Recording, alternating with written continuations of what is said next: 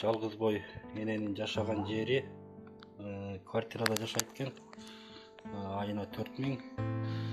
Жашаган жери аябай эле суук экен. Полдон суу куруп турат экен. От жакканга да болбойт экен, баягы электричество колдонушат экен да.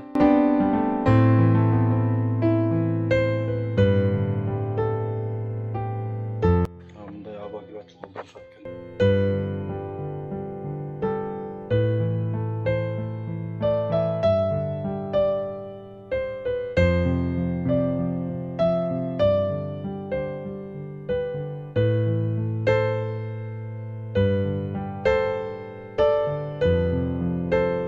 Саламатсыздарбы, урматтуу көрүүчүлөрүм. Мен сиздерден жардам сурайын, жардамга муктаж болуп таптаткам. Ошо мен кичинекей балам пароксидсе болуп ооруйт, өзүм ата-одиночкамын. Ошо эки балам менен Бишкекте вокзалда черекти көчөдө. Ошо эки бала менен квартирада турам өзүм. Жолдош менен ажырашканыма уже 2,5 жыл болду. Ошо кыргыз элинен жардам сурайын дегенмен, ошо кичинекей балам пароксидсе деп чыгарган больницадан. Анан азыр эч жерде иштебейм. Бул баламды да көрсөткөнү каражатыбыз жок. Шартыбызга байланыштуу больницага да алып бара албай, мындай лечениясын алдыра албай жатам да. Анан ошо эки кичинекей балам баламдын лечениясына анан дары-дармекке муктаж болуп, магазинге паспортумду да залогко койгонмун. Анан больницага да бара албай азыр ошо эки балама карашкан колунда бар кыргыз элинен жардам сурайт элем. Колуңуздан келсе ошо дары-дармек, квартплат, анан ошо баламдын больницага көрсөткөнү жардам бериңиздерчи деп суранат элем. Эки балама эч кандай эч жерден жардам албайм. Пособие эч нерсе албайм. Пособияга чыгарайын десем, бул жактан прописка керек болуп атат Бишкектен.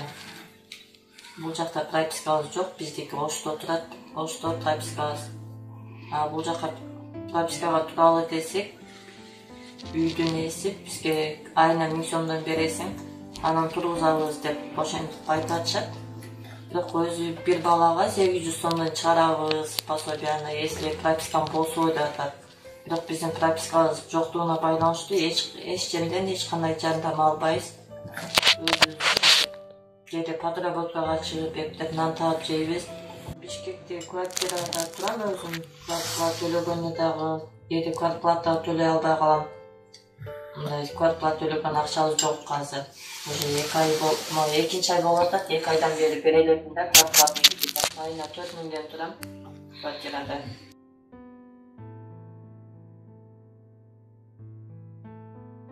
Assalamu alaikum. Biz Mekенчил жаштар канаты уюмунун жамаатынан келдик.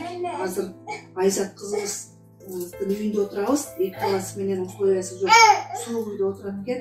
Кичине балдарга таттуулар тап келдик. Анан биздин кичине белегибиз бар.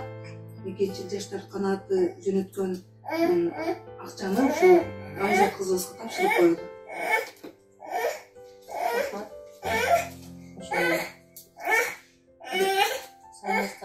Ошо Мекенчил жаштар канаты уюмуна ыраазычылык билдирем. Баарыңыздарга рахмат, Алла ыраазы болсун. Оорубаңыздар, ишиңиздерге ийгилик. Ушул мага жардам берип келаткан, мага жардам берип келген ушундай балдарыма таттуулар менен келип отурган сиздерге да чоң рахмат. Алла ыраазы болсун. Оорубаңыздар, ушу балдарыңыздардын урматын көрүп, сыйында жүрөңүздөр. Assalamu alaikum. Мекенчил жаштар канатында тең ашыбыз. Ушу баардык кылган ишиңизерге Аллахым жеңилден берсин, тапканыңыздын берекесин берсин. Ошо эжесинин үйүнө келдик, эки баласы менен. Үйдүн шарты да жок экен. Кутман кечиңер менен Мекенчил бир туугандар. Мекенчил жаштар канаты уюмунун жамааты биз азыр Айзат кызыбыздын үйүнө келдик. Мына эки баласы менен үйдө экен. Үй аябай суук экен. Условиясы жок, суук үйдө жашашат экен. Азыр мына Бектурдагы квартира жагынан дагы жылуураак үйгө сүйлөшөм деп сүйлөшүп атабыз. Азыр келип мына таттууларды балдарга берип атабыз. Аябай сүйүнүп жатышат. Командабыз менен жүрөбүз баарыбыз төртөөбүз.